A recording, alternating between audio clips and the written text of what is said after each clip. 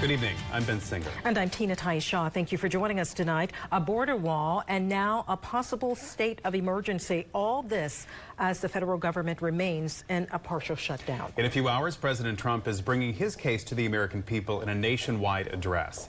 News 3's Joanne Merrigan is here now with tonight's top story and more on what the emergency declaration is and if it will work. Joanne.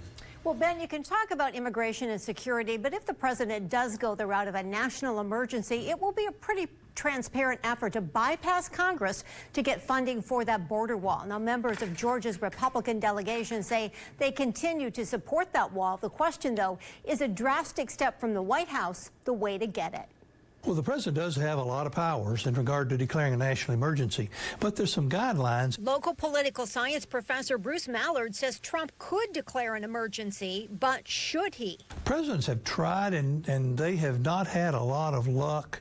Most of the time, they have used it to mobilize troops, and he's already done that, of course, by sending them to the border. He says it's not clear that all Americans consider the wall an emergency, since for 2 years a Republican Congress wouldn't even provide funding for it. And it's going to be a little hard for him to make a case that immigration is a threat to national safety and security.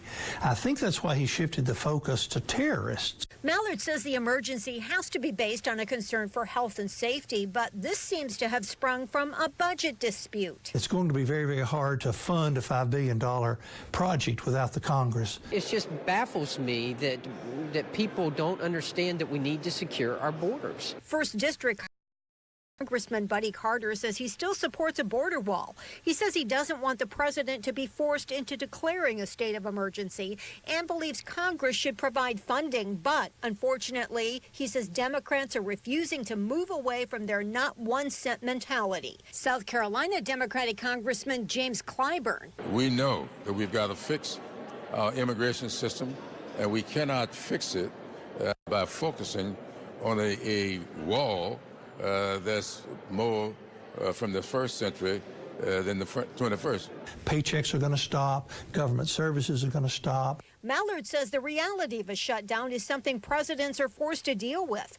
In terms of an emergency, he's not sure history is on Trump's side. Harry Truman tried to use a national emergency to nationalize the steel industry during a war and was unsuccessful. But most of the time, it's been a bit more difficult challenge than presidents would think.